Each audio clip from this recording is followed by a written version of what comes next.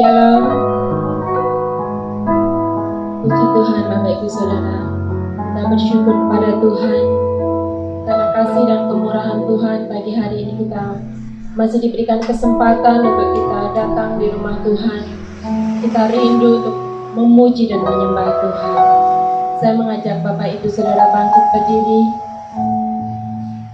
Kita mau siapkan hati kita untuk datang di hadapan Tuhan. Mari kita berdoa. Bapa yang baik, Engkau sungguh baik, teramat baik, sangat baik dalam hidup kami Tuhan. Kami bersyukur buat pagi hari yang indah ini Tuhan. Engkau masih berikan kesempatan bersiap kami Bapa, untuk kami boleh datang di hadapan-Mu Tuhan. Kami rindu Tuhan, menaikkan pujian syukur kami di hadapan-Mu. Karena Engkau Allah yang layak untuk kami sembah pagi hari ini ya Tuhan. Terima kasih Bapa, kuduskan dan layakkan setiap kami Bapa, agar setiap pujian penyembahan kami boleh berkenan di hadapan-Mu. Kami percaya Tuhan, Engkau Allah yang mengasihi setiap kami. Engkau Allah yang punya rencana yang indah dalam hidup kami. Bahkan pagi hari ini Tuhan, Engkau akan memberkati setiap kami Bapa. Terima kasih Tuhan, terima kasih Yesus. Kami serahkan ibadah kami pagi hari ini Tuhan ke dalam tangan. Haleluya, haleluya.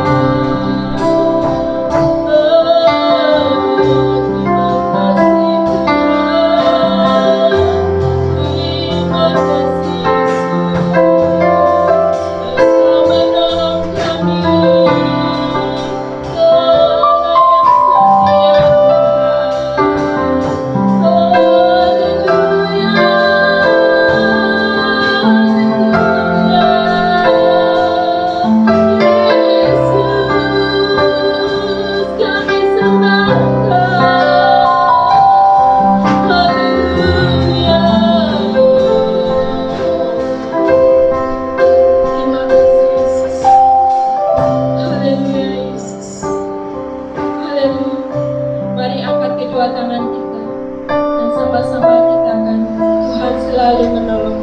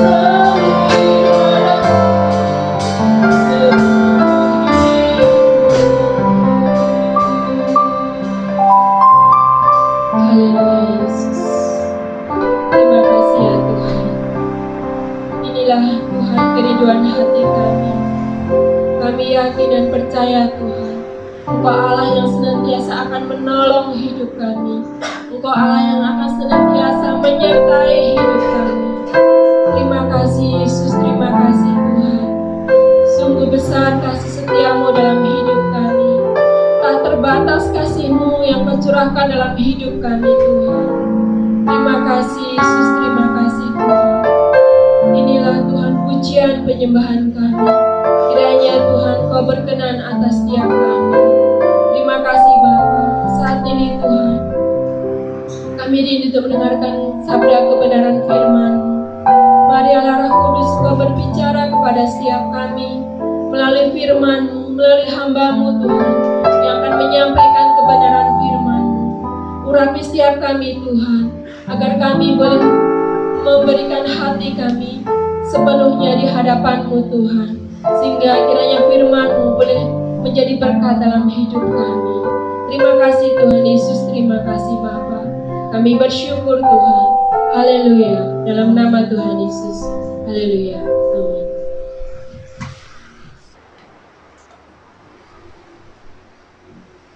Puji Tuhan. Haleluya.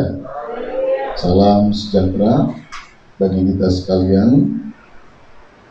Selamat kita beribadah kembali dalam kasih Tuhan kita Yesus Kristus.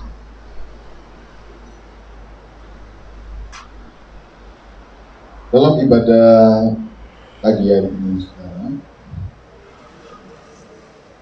saya ingin mengajak kita untuk mempelajari satu prinsip lagi kehidupan kekristenan, menyambung apa yang sudah kita lihat juga pada minggu yang lalu, di mana pada minggu lalu kita belajar tentang prinsip kasih yang menjadi dasar prinsip kehidupan orang percaya.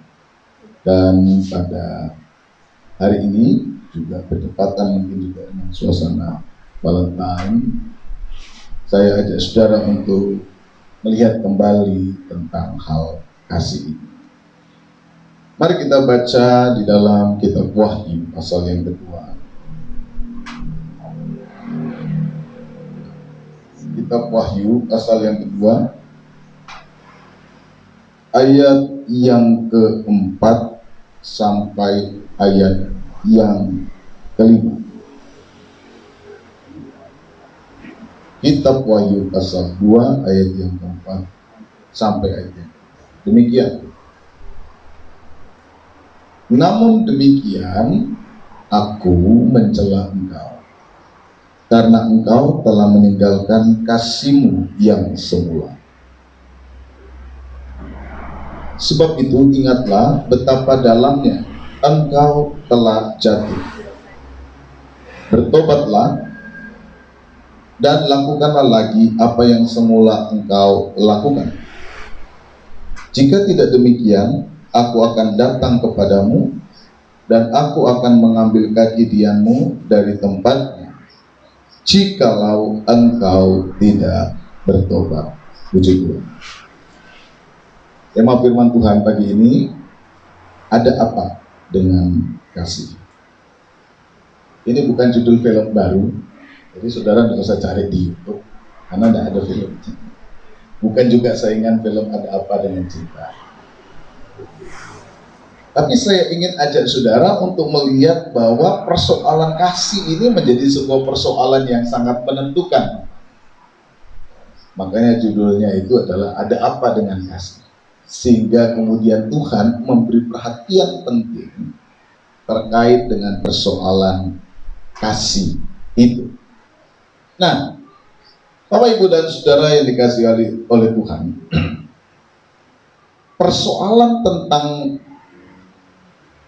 pentingnya kasih tidak hanya kita lihat di dalam apa yang sudah kita perhatikan di dalam pembahasan Alkitab minggu lalu, tetapi juga saudara, di dalam ayat yang kita baca ini, di dalam Alkitab yang tadi kita sudah baca bersama, persoalan kasih itu mendapat penekanan penting dari Allah untuk kemudian diperhatikan dengan sungguh-sungguh dalam hidupnya.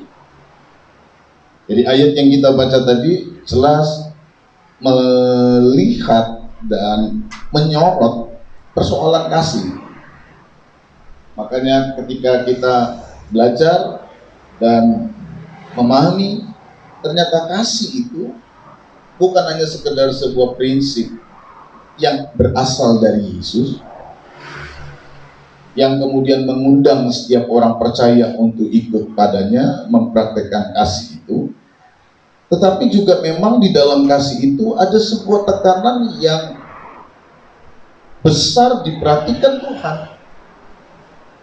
untuk dapat menjadi sebuah indikator atau menjadi sebuah dasar apakah seseorang itu memiliki kualitas kehidupan yang dikehendaki Tuhan atau tidak.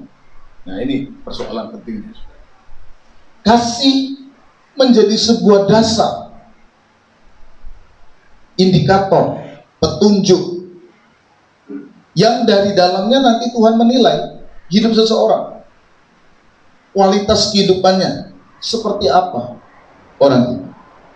Indikatornya apa? Kasih.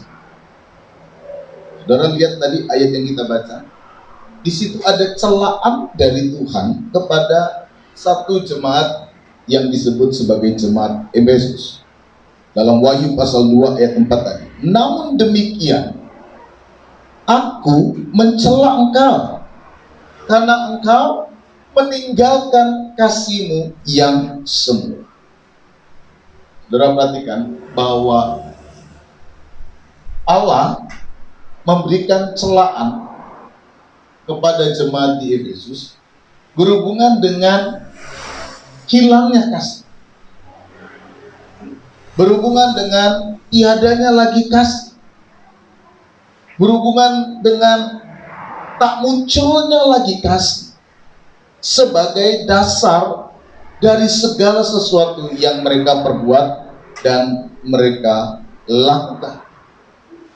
Kalau kita membaca ayat-ayat itu, saudara, dalam satu perikop itu, saudara akan menemukan jemaat ini menjadi jemaat yang luar biasa. Jemaat yang memiliki kualitas yang baik. Kalau cuma persoalan berapologet atau persoalan mempertahankan pemahaman iman, mereka jago. Kalau untuk sebuah persoalan pelayanan yang menunjukkan bahwa mereka itu adalah orang Kristen yang sungguh-sungguh punya pengetahuan, mereka jago. Kalau persoalan bagaimana menunjukkan di depan orang lain bahwa kami ini orang Kristen yang benar, mereka hebat.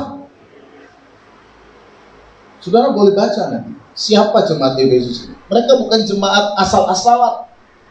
Mereka jemaat yang memiliki kemampuan pemahaman iman yang baik.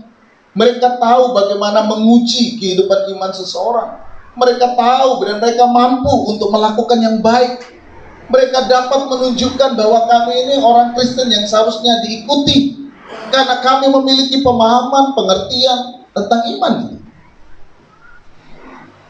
Tetapi saudara, semua itu tidak dapat menutup celaan Tuhan kepada jemaat. Ini sehebat-hebatnya jemaat di Efesus tidak bisa menutup celaan Tuhan kepada mereka.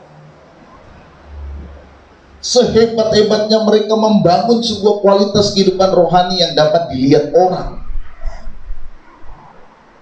yang membuat orang terkesan dengan hidup rohani mereka.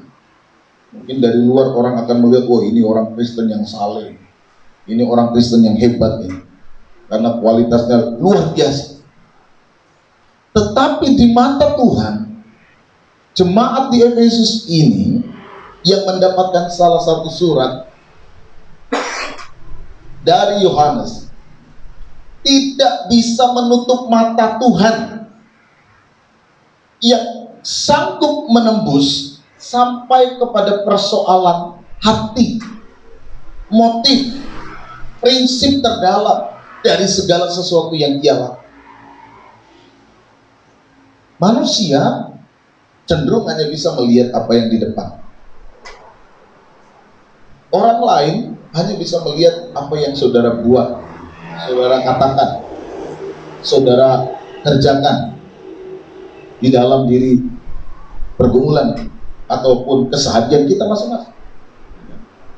Saya paling hanya bisa melihat apa yang mungkin saudara pernah katakan atau saudara lakukan di depan mata saya secara fisik. Saya bisa lihat itu, tapi saya tidak bisa kemudian memahami isi hati saudara masing-masing.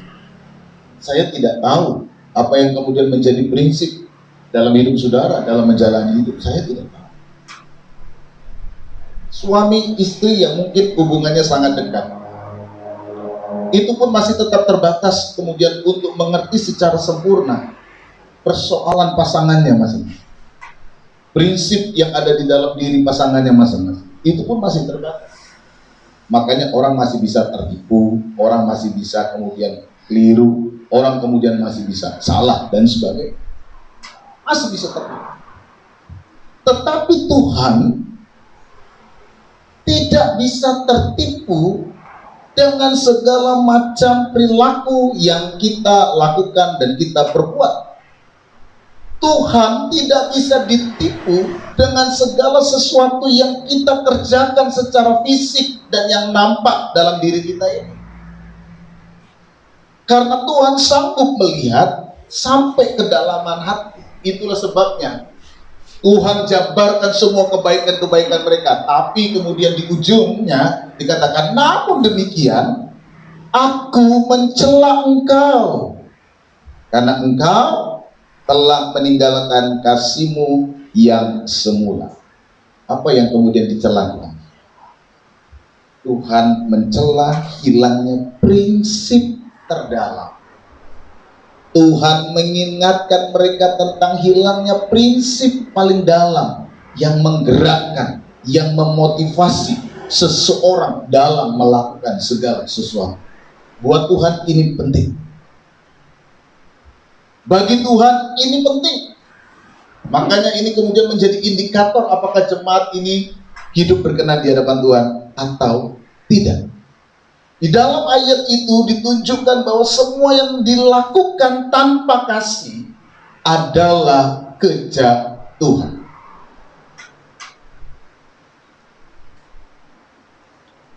Ayat itu katakan, sebab itu, ayat 5, ingatlah betapa dalamnya engkau telah jatuh.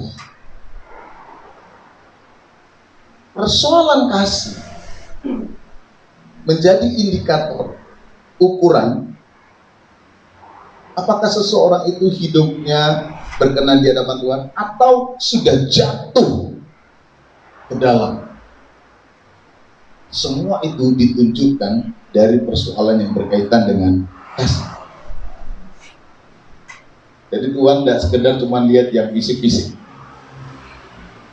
hal-hal yang terlihat semata. Karena yang fisik-fisik itu memang bisa dilihat manusia, tapi tidak bisa dilihat. Hal yang di dalam tidak bisa dilihat oleh manusia. Manusia bisa bersembunyi dengan segala penampilan-penampilan. Tetapi Tuhan tidak bisa ditipu dengan semua penampilan-penampilan itu. Dan itu artinya Tuhan mengajak setiap orang untuk membangun sebuah kualitas yang betul-betul memiliki integritas. Bukan cuma yang di luar, tapi yang di dalam. Kasih menjadi sebuah ukuran apakah kehidupan seseorang itu sudah betul-betul hidup berkenan di hadapan Tuhan atau tidak. Ayat ini mengingatkan misalnya di dalam Yeremia 2 ayat 2 tentang hubungan Tuhan dan Israel, yang kemudian dipakai dengan istilah cinta pada waktu masa mudamu. Jangan hilang cinta masa muda itu. Nah, ini mengingatkan kehidupan kita yang berbuah. Jangan sekian perjalanan tahun cinta masa mudanya hilang. Boleh nanti ditanya suami istrinya di rumah, cinta masa mudamu masih enggak sama? Atau udah hilang cinta masa mudamu, cinta yang mula-mula itu? Menurut Tuhan ini hal yang sangat penting untuk dipelihara. Dan di dalam kehidupan kekristenan, cinta yang semula adalah sebuah etika dasar paling terdalam dari kehidupan orang Kristen. Makanya minggu lalu kita belajar, kasihilah Tuhan Allahmu dengan segenap hati, dengan segenap jiwa, dengan segenap akal budi. Kasihilah sesamamu manusia seperti dirimu sendiri.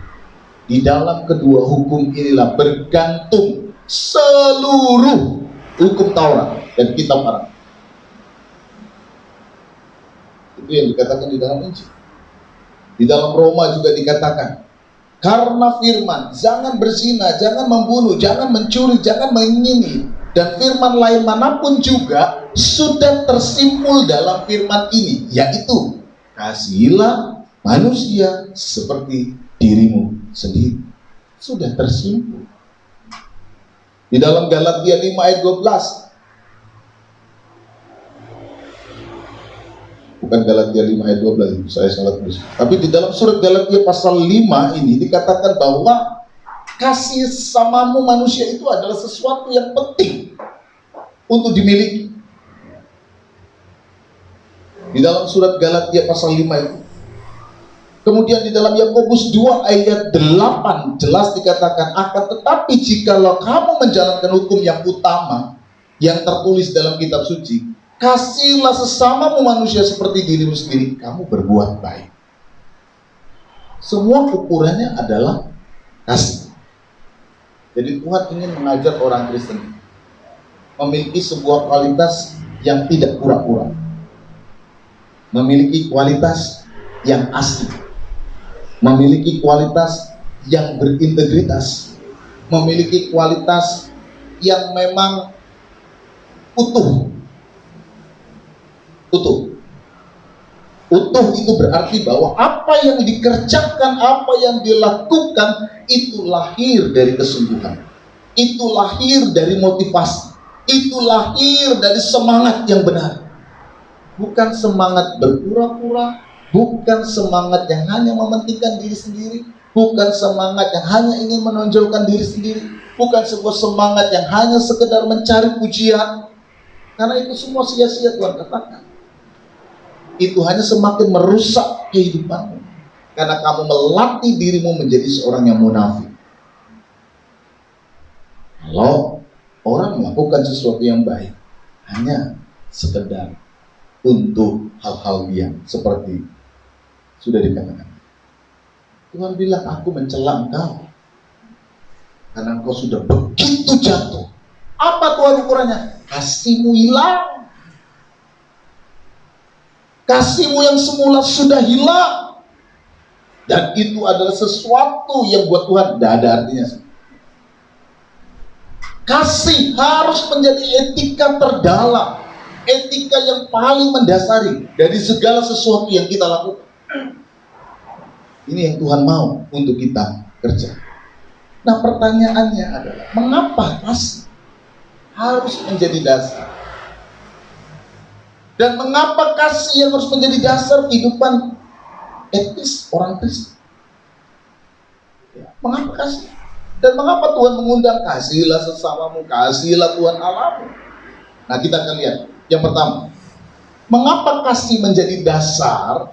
Karena kasih itu yang kita yakini, kita miliki di dalam sebuah kesadaran iman Kristen adalah perwujudan dari kehadiran Allah itu sendiri. Jadi kalau ditanya, mengapa sih kasih harus menjadi dasar orang Kristen? Mengapa kasih itu harus menjadi dasar orang Kristen? Karena sebenarnya kasih itu adalah perwujudan dari Allah itu sendiri. Allah yang transcendence, Allah yang jauh di sana, telah menunjukkan dan menghadirkan dirinya sebagai manusia. Itu karena kasih. Yang jauh menjadi dekat, yang tidak nampak menjadi nampak, itu karena kasih. Dan seharusnya prinsip inilah juga yang kemudian harus diikuti setiap manusia. Yang nampak itu harusnya berasal dari yang hakikatnya itu. Jadi kasih harusnya menjadi penggerak dari segala sesuatu yang nampak. Kehadiran Yesus yang nampak di dalam kemanusiaannya adalah perwujudan dari cinta Allah yang tidak kelihatan tadi. Kasih adalah perwujudan dari kehadiran Allah sendiri.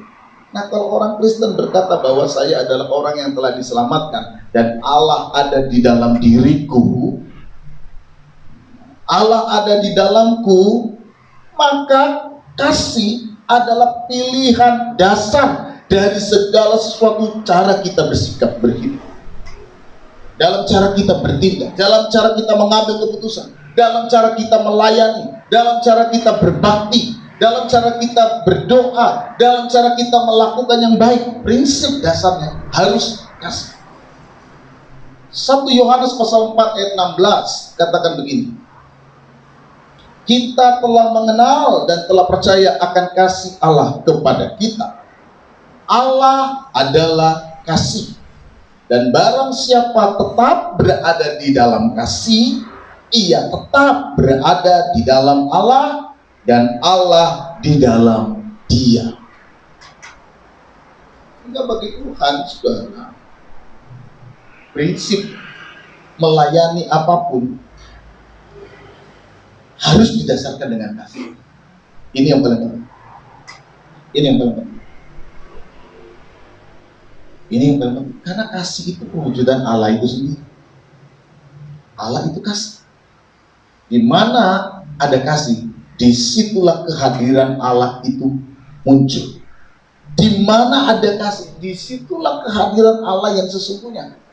Sebab kasih itu adalah perwujudan dari kehadiran Allah itu sendiri. Kita menjadi orang Kristen karena kasih Allah. Kita menjadi orang percaya karena kasih Allah. Kita diselamatkan karena kasih Allah. Maka prinsip kehidupan orang Kristen adalah undangan Allah untuk kamu juga hidup di dalam kasih. Kamu juga harus hidup di dalam kasih. Karena inilah prinsip mengapa kemudian kasih itu menjadi sesuatu hal yang tidak bisa tidak harus ada di dalam kehidupan orang Kristen. Tanpa itu, Tuhan bilang berkata, kamu belajar. Walaupun yang kau lakukan kelihatannya luar biasa. Walaupun yang kau lakukan terlihat memang mengundang decak kagum dari banyak orang. Tapi ketika prinsip itu tidak dilakukan dengan kasih, tidak ada arti. Yang kedua, mengapa kasih itu menjadi dasar? Karena kasih adalah perwujudan dari ketaatan kepada perintah Allah. 1 Yohanes pasal 5 ayat yang ketiga berkata demikian, sebab inilah kasih kepada Allah, yaitu bahwa kita menuruti perintah-perintahnya, perintah-perintahnya itu tidak berat. Kasih itu adalah perwujudan dari ketaatan kepada perintah Allah. Jadi ketika orang hidup dalam perintah Allah, dia hidup dalam kasih. Hidup dalam kasih. Karena perintah Allah harus dikerjakan karena orang mengasihi Allah. Allah tidak pernah panggil saudara untuk melakukan firman-Nya itu karena saudara takut. Itu namanya otoritarianisme. Oh, kamu enggak. Allah memanggil kita itu untuk hidup di dalam kasih. Makanya Allah hadir di dalam diri manusia yang setara dengan kita.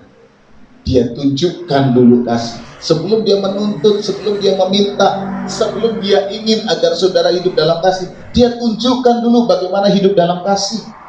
Dan ketika dia menuntut untuk hidup di dalam kasih, bukan semata-mata supaya dia pribadi dicintai, dia pribadi dikasihi, tetapi supaya kualitas hidupmu benar, supaya kualitas hidup manusia ini baik. Kan itu. Kalau Tuhan menuntut setiap orang percaya hidup di dalam kasih, dan setiap orang yang ada di dalam keluarga hidup di dalam kasih, setiap rumah tangga hidup di dalam kasih, yang bahagia itu saudara. Dan Tuhan cinta agar anak-anaknya itu hidup dalam kebahagiaan. Makanya dia beri contoh bagaimana caranya membangun sebuah kualitas kehidupan bersama yang baik. Tuhan itu bukan orang yang gila hormat. Kalau Tuhan gila hormat, dia bisa pakai kekuasaannya seperti dia menghabiskan manusia di zaman Nuh. Bisa. Tuhan maha kuasa. Mengapa dia harus mati? Mati di tangan ciptaan. Ini kan sesuatu yang absurd, kan? Sesuatu yang tidak masuk akal. Makanya orang kadang-kadang tidak masuk akal. Adakah Allah yang mati? Hanya orang Kristen yang punya konsep Allah yang mati. Tidak ada agama lain yang punya konsep Allah yang mati. Karena konsep Allah yang mati itu konsep Allah apa itu? Allah kok mati? Pernah saudara pikir? Ada ciptaan mati di tangan ciptaannya, pencipta mati di tangan ciptaannya. Itu kan sesuatu yang tidak masuk akal. Ini gagasan apa? Ini gagasan beragama yang kayak model apa ini? Tapi inilah yang justru ingin disampaikan di dalam keyakinan iman Kristen. Allah yang rela mati, Allah yang rela menderita untuk memberikan dan memberi contoh bagaimana kasih itu. Kasih itu memberikan segala-galanya, bahkan nyawanya. Cintanya dia tunjukkan karena dia mengasihi. Dan ketika dia memberi contoh bagaimana kasih itu hadir, itu pun untuk membangun sebuah kualitas kehidupan yang awalnya sudah dikuasai dosa, dikembalikan kembali agar damai sejahtera yang disebut shalom itu hadir di tengah-tengah manusia. Ini tujuan. Jadi kalau Tuhan bilang kasihilah Tuhan Allahmu dan kasihilah sesamamu, hukum yang sama dengan yang pertama itu. Tujuannya itu agar kualitas kehidupan bersama itu menjadi lebih baik. Ketika kita taat kepadanya pun taat karena kasihlah. Kalau kamu mau taat kepada Tuhan, taat karena engkau mengasihi Tuhan. Bukan taat karena terpaksa atau taat dengan motif lain. Tuhan bilang, aku mencela engkau kalau engkau berbuat baik hanya karena engkau melakukan itu tanpa kasih. Karena itu bisa menjadi sebuah bentuk kemunafikan. Karena itu bisa menjadi sebuah bentuk kepura-puraan yang sebenarnya bisa mencipta dan merusak kita menjadi orang lebih jahat. Nah, kalau kita terus menjadi orang yang berpura-pura, apa kita tidak jadi jahat? Munafik kan? Ya kan? Kalau kemudian Tuhan mengajar kita untuk prinsip dari kasih dari dalam, ini tidak ada kepura-pura. Prinsipnya cuma satu, mengasihi, mencintai dan melakukan segala sesuatu dengan kasih. Walaupun bentuk perwujudan kasih itu bukan selalu ya, bukan selalu begitu. Kasih di sini adalah sebuah penggerak untuk melahirkan sesuatu yang baik, dan itu tidak bisa diterjemahkan hanya dengan satu kata. Makanya 1 Korintus katakan kasih itu ini, kasih itu ini. Berapa definisi yang saudara bisa lihat di situ? Tidak cuma kasih itu memberi, bukan. Macam-macam itu nanti saudara baca 1 Korintus 13. Kasih itu apa? Panjang sekali. Karena memang penggerak dari segala sesuatu dalam diri manusia inilah kasih. Sehingga kemudian manusia dapat melakukan sebenarnya. Ini yang seharusnya mau dikembalikan oleh Tuhan. Agar ketika orang memiliki kasih, kualitas hidupnya baik, orang-orang yang di sekitarnya juga menikmati sesuatu yang baik, masyarakat yang terbentuk menjadi masyarakat yang baik, karena lahir dari sebuah prinsip kasih. Sehingga kasih, mengapa itu menjadi dasar etika Kristen terdalam? Karena kasih adalah perwujudan ketaatan pada perintah. Kalau engkau mengasihi, engkau taat pada perintah Tuhan. Dan ketika engkau taat pada perintah Tuhan, engkau hidup di dalam kasih. Ini hubungannya. Ketika kasih ini kemudian menjadi prinsip hidup, maka hidup dalam kasih ini menutup rantai kejahatan.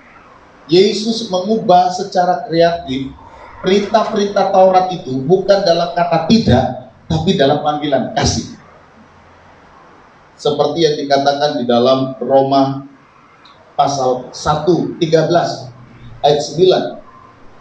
Karena firman, jangan berzina, jangan membunuh, jangan mencuri, jangan mengingini, dan firman lain manapun juga sudah tersimpul dalam firman ini, yaitu kasihilah sesamamu manusia seperti dirimu sendiri. Kalau kualitas kasih ini muncul, tidak terpikir membunuh, tidak terpikir mencuri, tidak terpikir berzina, tidak terpikir yang lain. Hanya karena engkau punya kasih. Kalau dalam bahasa sehari, kamu lupa untuk berbuat jahat. Udah lupa berbuat jahat karena hatimu penuh dengan kasih. Sudah tidak terpikir untuk berbuat yang jahat karena hatimu melimpah dengan kasih. Tidak terpikir untuk melakukan yang tidak benar. Makanya ajaran Yesus, banyak-banyaklah mengasihi. Udah tidak usah mikir tidak ini, dilarang ini, dilarang. Tidak usah mikir yang dilarang. Kalau hatimu penuh dengan kasih, udah tidak terpikir hal-hal yang tidak benar di hadapan Tuhan. Sama seperti saudara, kalau saudara sudah sibuk kerja, saya sering kasih analogi. Saudara sampai lupa makan. Bukan karena saudara mau melupakan makan, tapi saudara sudah lupa makan. Saudara sudah sibuk, pikiranmu sudah penuh dengan apa yang kau kerjakan. Saudara lupa yang lain. Jadi cara untuk mengalahkan kejahatan, cara untuk melepaskan diri kejahatan, Bukan seperti orang kemudian menahan diri, oh aku tidak mau yang jahat. Semakin saudara menahan, semakin hawa nafsu untuk berbuat jahat itu muncul. Makanya orang tuh dibilang jangan, yang muncul lakukan kan, semakin penasaran. Jangan baca buku ini, orang langsung beli buku itu, apa ya? Atau saudara pernah lihat itu di YouTube itu tayangan, jangan lihat ke dalam, kan ada box gitu, jangan lihat ke dalam. Orang malah lihat langsung dilemparin apa itu, cat atau apa itu. Karena ternyata kata jangan itu mengundang orang untuk pengen tahu apa sih. Jangan lihat ke dalam, orang malah lihat ke dalam, langsung dilemparin cat atau itu. Sudah dibilang jangan lihat ke dalam, tapi orang kan dosa itu begitu caranya, semakin dilarang. Makanya Paulus berkata hukum Taurat itu mematikan. Itu di situ persoalan. Tapi undangan Yesus apa?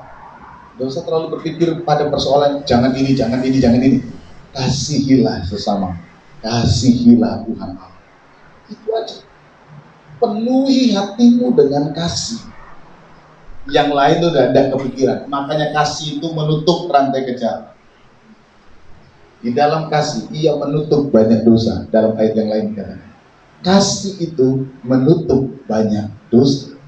Karena ketika kasih itu muncul, udah tidak berpikir yang lain. Berpikir yang lain.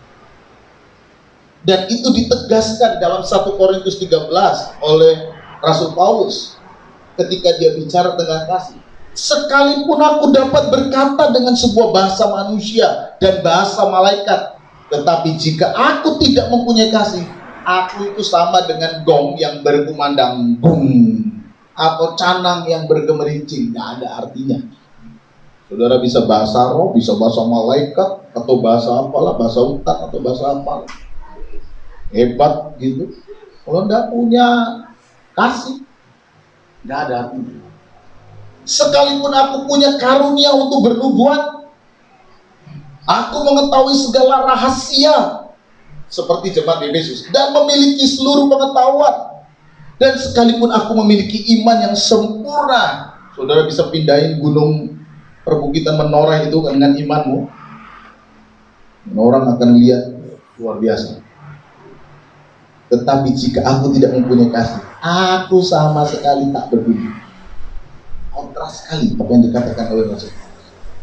Saudara beriman hari ini ada uang, jadi ada uang begitu, orang datang kasih berkat, tapi kalau tidak punya kasih, tidak berguna.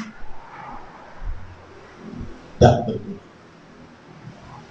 Dan sekalipun aku membagi-bagikan segala sesuatu yang ada padaku, bahkan menyerahkan tubuhku untuk dibakar, apalagi yang kurang ini.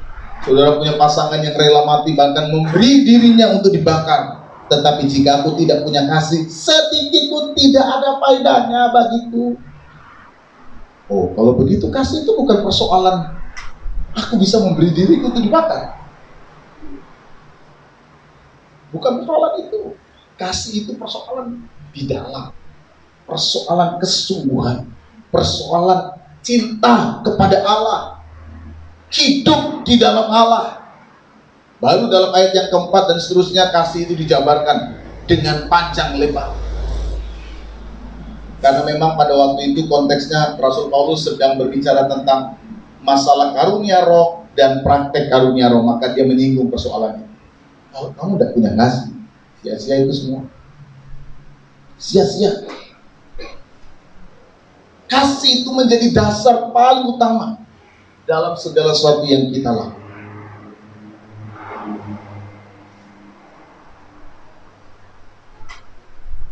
Orang bisa membelikan sesuatu kepada pasangan yang mahal.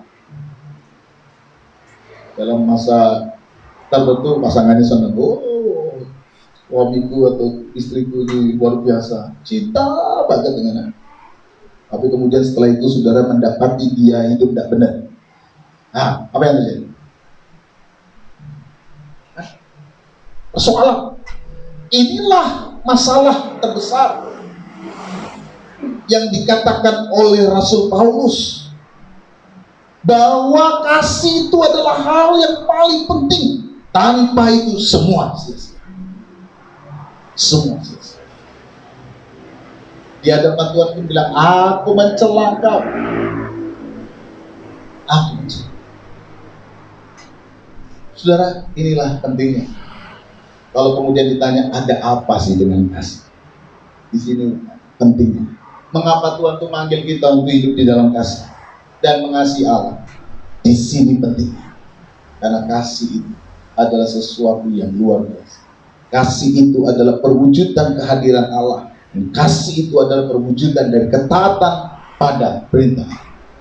Nah, pertanyaannya, gimana saya bisa hidup di dalam kasih seperti itu? Yang Tuhan mau, gimana? Apa yang harus saya perbuat? Saya bisa hidup di dalam kasih seperti itu. Kehidupan kasih di dalam yang seperti diinginkan hanya bisa kita capai kalau kita itu sadar, aku ini dikasih Tuhan. Itu. Kalau saudara merasa bahwa saudara itu adalah orang yang dicintai Tuhan, saudara betul-betul menghargai kasih Tuhan, disitulah kemudian kasih itu muncul. Karena orang yang tidak pernah dikasihi tidak akan bisa mengasihi. Sekali lagi saya katakan, orang yang tidak pernah merasakan dikasih tidak akan pernah bisa mengasihi. Jadi kalau orang itu kadang-kadang mengalami masalah dalam hubungan dengan orang lain, susah untuk mengasihi orang, karena sebenarnya orang ini sebenarnya tidak pernah merasakan yang namanya kasih itu kayak apa, tidak pernah, dan tidak tahu. Jadi kalau orang itu tidak punya kasih, tidak pernah merasakan kasih, susah juga mau mengasihi. Orang itu tidak pernah merasakan sesuatu, juga pasti sulit untuk mengukur tindakannya itu apakah melukai atau tidak melukai, apakah menyenangkan atau tidak menyenangkan. Kenapa? Karena biasanya orang akan melakukan segala sesuatu mengukur dari dirinya sendiri. Makanya Tuhan bilang, kasihilah sesamamu seperti mengasihi diri. Jadi kalau kau tahu mengasihi dirimu, kau bisa mengasihi. Tapi kalau kau sendiri merasa, aku ini dari kecil tidak pernah dicintai, tidak pernah dikasih, susah untuk mengasihi orang. Susah. Karena kita sendiri tidak pernah merasakan dikasih itu kayak apa, cinta itu kayak apa. Jadi mau mengasihi pun susah, sulit. Tuhan mengingatkan, kasih itu apa? Kasih itu adalah ketika Allah mau mengorbankan anaknya bagi kita, supaya kamu yang berdosa, kamu dapat hidup di dalam keselamatan. Paulus katakan, aku ini orang paling bejat. Kalau gampangnya dipakai bahasa, aku ini orang paling bejat sedunia, aku ini orang paling ganas. Rasul Paulus katakan, tapi karena aku mendapatkan kasih itu, maka Paulus pun dapat berusaha untuk melakukan, aku pun mau mengerjakan segala sesuatu. Sampai titik darah penghabisan pun aku akan tetap melayani Tuhan. Bahkan persekutuan dengan Tuhan itu adalah persekutuan yang bukan hanya sekedar dalam kasihnya, tapi aku ingin masuk dalam persekutuan di mana aku menderita bersama-sama dengan Kristus. Kenapa Paulus bisa ngomong sebegitu kuatnya? Karena Paulus merasakan cintanya Tuhan dalam hidupnya. Kita tidak akan pernah bisa sungguh-sungguh hidup di dalam kasih sampai kasih Tuhan itu sungguh-sungguh kita rasakan. 1 Yohanes 4 ayat 9 ayat 10 katakan demikian. Dalam hal inilah kasih Allah dinyatakan di tengah-tengah kita, yaitu bahwa Allah telah mengutus anaknya yang tunggal ke dalam dunia supaya kita hidup olehnya. Inilah kasih itu. Bukan kita yang telah mengasihi Allah, tetapi Allah yang telah mengasihi kita dan yang telah mengutus anaknya sebagai pendamaian bagi dosa kita. Jadi kalau kita hidup di dalam kasih, itu karena semata-mata kasih Allah yang membuat dan menolong kita mampu hidup di dalam kasih. Pelihara kasih yang ada di dalam diri saudara. Ini penting. Pelihara kasih itu. Gimana cara memeliharanya? Ingatlah terus kebaikan Tuhan dalam. Setiap kali engkau bangun pagi, engkau berdoa, engkau ingat kasih Tuhan, engkau ingat cinta Tuhan, engkau ingat kebaikan Tuhan sampai hari-hari yang kau lalui, itu akan menolong saudara bagaimana menghidupi kasih. Karena engkau sudah merasakan hidupnya di dalam kasih. Engkau sudah mengerti artinya pertolongan Tuhan. Setiap hari, setiap waktu kita dipelihara. Ini saudara, nikmati, maknai. Kalau saudara berdoa, bangun tidur, bersyukurlah. Dan berdoalah dengan sungguh-sungguh. Nikmati kebaikan Tuhan itu dan rasakan kebaikan Tuhan itu. Setiap kali saudara makan, ada makanan di piringmu, bersyukurlah. Hari ini kau bisa makan, masih bisa nikmati makanan itu. Ketika mungkin orang lain udah tidak bisa makan, atau orang lain punya makanan tapi tidak bisa menikmati. Mau makan nasi aja udah dikurang-kurangi, mau makan lauk aja udah tidak bisa. Mungkin karena fisiknya yang sudah tidak bisa menerima makanan itu, atau saudara masih bisa makan, walaupun mungkin tidak semewah makanan orang lain. Coba syukuri, coba nikmati, berterima kasih kepada Tuhan buat berkat demi berkat yang kau nikmati. Ada banyak hal alasan untuk kita dapat mensyukuri dan menikmati kasih. Masih bisa dapat berkat dari Tuhan, masih bisa hidup, masih bisa membiayai anak-anak sekolah, masih bisa melihat mereka bertumbuh dengan baik, masih bisa menjalani hari-hari dengan baik. Ketika orang lain sudah tidak bisa menikmati apa yang saudara rasa, jangan cuma melihat ke atas terus, oh, orang itu kaya, yo enak, yo aku. Kalau saudara gitu terus tidak bisa bersyukur. Kalau cuma mau lihat orang lain enak, kita tidak bisa bersyukur. Sekali-sekali lihatlah ke bawah, banyak yang lain. Ini cara untuk kemudian kita bisa bersyukur, menikmati berkat-berkat Tuhan. Saudara, saya ini hamba Tuhan, Gereja Pantai Kosta. Saudara sudah tahu bagaimana pendeta Pantai Kosta. Setiap kali menikmati berkat Tuhan, saudara, ketika ada makanan di depan, rasanya syukurnya ini bagaimana ya? Lain kalau halnya kita bekerja dengan cara yang kita dapat upah, kita dapat gaji, di tengah hidup hari-hari ini yang sulit. Setiap kali saya melihat kebaikan Tuhan lewat hal-hal yang sederhana, lewat makan, bangun, ataupun bisa mencukupkan setiap kebutuhan-kebutuhan hari-hari, saudara, itu sudah sangat membuat saya, oh Tuhan, mau balas bagaimana sih sebenarnya? Tidak bisa balas. Mau bilang, mau berbuat sesuatu yang sudah besar, apa yang dibuat? Kadang-kadang berpikir, apa yang sudah saya buat buat Tuhan? Dan banyak hal yang saya juga bisa perbuat buat Tuhan. Tetapi saudara, pemeliharaan Tuhan dari hari ke hari itu sudah bisa menyadarkan bahwa hidup saya, hidup keluarga saya, itu hanya karena kemurahan. Cuma kemurahan Tuhan. Bisa sampai hari ini, bisa tetap sehat, bisa tetap melayani, bisa tetap membiayai sekolah anak-anak, bisa tetap membiayai hal-hal yang lain, masih bisa melayani Tuhan. Ini semua berkat. Ada banyak hal kok yang bisa membuat kita bisa berterima kasih sama Tuhan.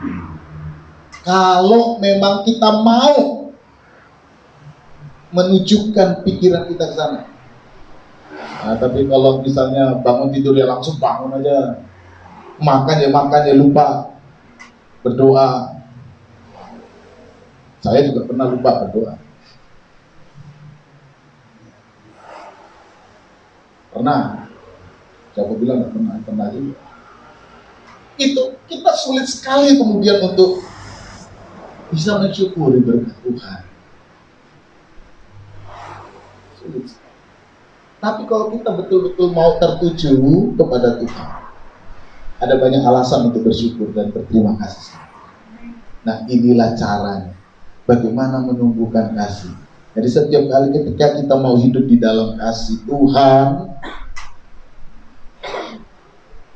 kita hidup di dalam kasih. Setiap kali kita mau melakukan sesuatu, kita belajar. Karena buat Tuhan ini prinsip utama. Hidup di dalam kasih yang sempurna. Kita semua ingin kasih itu tetap ada. Karena inilah yang kemudian Tuhan inginkan. Tuhan ingin kita jadi orang yang betul-betul hidup dalam kebenaran. Kalau ini yang kita lakukan, ini yang menjadi motif, ini yang menjadi prinsip utama. Kita meminimalisir hal-hal yang tidak benar, hal-hal yang tidak berkenan di hadapan Tuhan. Kasih itu memotong semua hal-hal yang tidak perlu kita lakukan. Ketika pikiranmu penuh dengan kasih, dan itu artinya engkau taat pada perintah Allah, maka pada saat yang sama engkau terhindar dari segala hal-hal yang jahat. Ini prinsip. Makanya Tuhan ingatkan jemaat di Efesus. Bersyukur jemaat di Efesus masih diingatkan Tuhan. Aku celah kau ya, karena kau meninggalkan kasihmu yang semula. Bertobatlah supaya kaki dianmu tidak aku pindahkan. Dan ketika orang mau hidup di dalam kasih, Tuhan berkata, barang siapa menang, dia akan kuberi makan dari pohon kehidupan yang ada di dalam taman Firdaus Allah. Kenikmatan, berkat, damai sejahtera dari Allah, itu yang kemudian akan Tuhan berikan kepada setiap orang yang mau hidup untuk mengasihi Tuhan. Barang siapa, dia akan kuberi makan dari pohon kehidupan. Tuhan kiranya memberkati kita semua. Amin. Puji Tuhan. Puji Tuhan Bapak Ibu Saudara, kita sudah diingatkan oleh firman Tuhan yang hari ini bagaimana kita harus hidup di dalam kasih yang mula-mula. Karena kasih adalah dasar dari segala sesuatu yang kita buat. Amin. Saya mengajak Bapak Ibu Saudara untuk kita bangkit berdiri. Kita mau bersyukur atas firman yang Tuhan sudah berikan dan kami kita siang.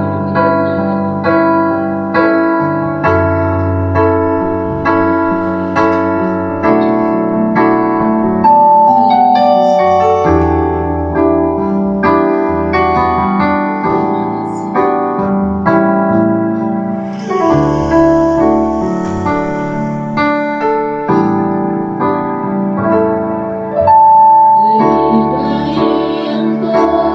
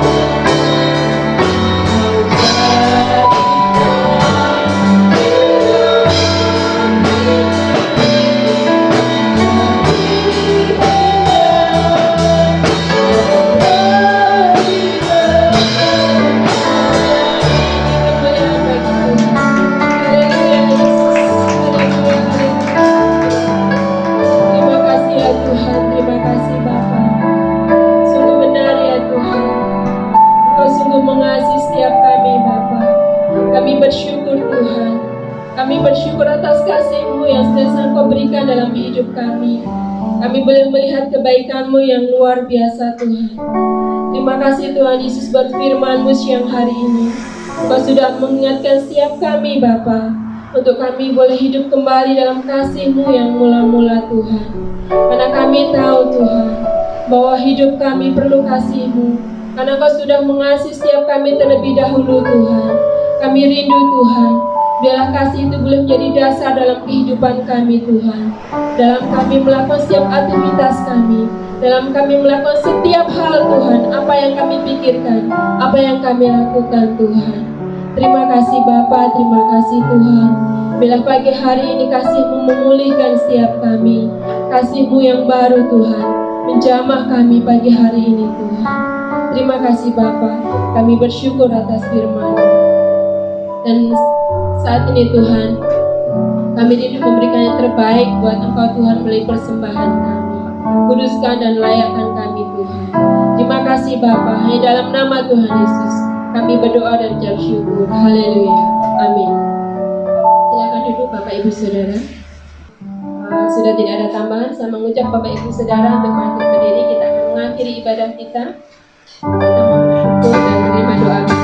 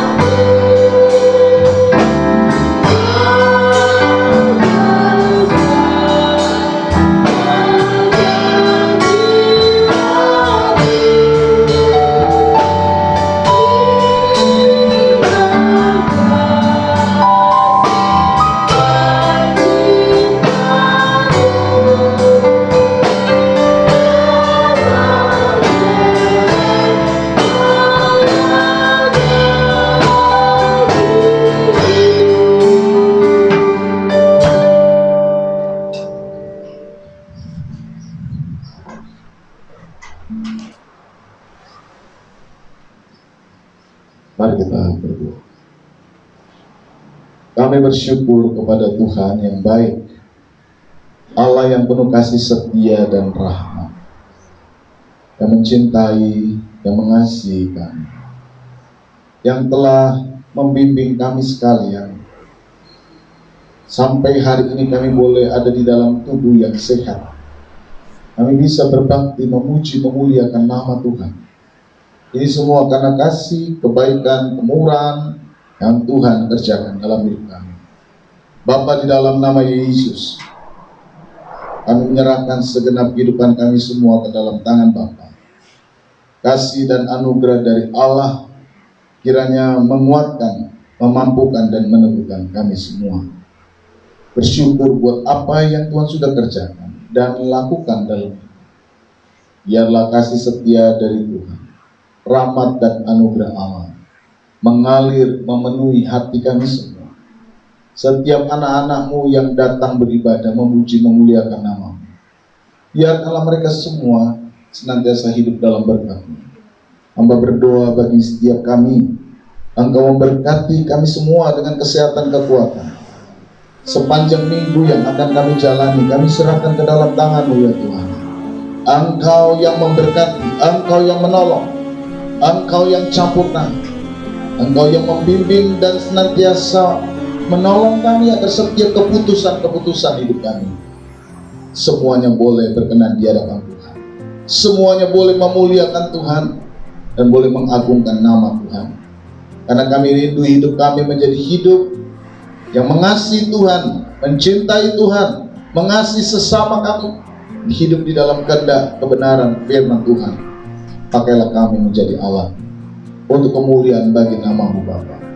Karena kami tahu tanpa Engkau semua akan sia-sia.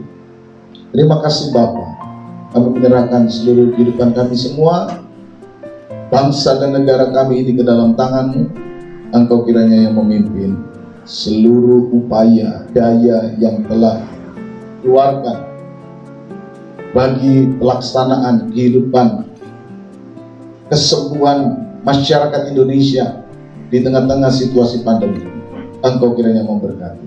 Beri hikmat kepada para pemimpin-pemimpin bangsa kami, agar mereka diberi karunia, kemampuan, kesehatan untuk dapat menyelesaikan, untuk dapat mengatasi berbagai situasi yang muncul karena wabah yang sedang terjadi ini. Kami mohon Tuhan, dengarkanlah doa kami, tolonglah kami, bangsa kami, supaya kami semua dapat tetap terpelihara. Terima kasih Tuhan, terima kasih Yesus. Kami menyerahkan seluruh kegiatan pelayanan dan apapun yang kami kerjakan di sepanjang minggu. Tuhan kiranya menyertai dan memberkati. Engkau memberkati setiap anak-anak yang sudah mengambil bagian dalam pelayanan pagi ini, siang ini, semuanya diberkati oleh Tuhan. Kami akan kembali pulang ke rumah kami masing-masing. Mari Engkau pimpin dan sertai. Tuntun kami dalam perjalanan. Tibakanlah kami di rumah kami dengan selamat, dengan tidak kekurangan suatu apapun. Turunlah berkat atas kami sekarang. Saudaraku yang terkasih, pulanglah. Bawalah berkat Tuhan. Kiranya anugerah damai sejahtera dari Tuhan Yesus Kristus, kasih Allah Bapa dalam persekutuan Roh Kudus kiranya turun atas saudara sekalian hari ini sampai selama-lamanya. Tuhan memberkati engkau, Tuhan memberkati keluargamu, Tuhan memberkati apa yang kau makan, minum, dan pakai. Tuhan memberkati seluruh usaha dan pekerjaanmu. Tuhan yang mengangkat engkau dan memberikan padamu harta pengharapan yang sukacita. Dia kerjakan hari ini sampai selama-lamanya dalam berkat nama Tuhan Yesus Kristus. Haleluya. Amin. Selamat siang. Tuhan memberkati.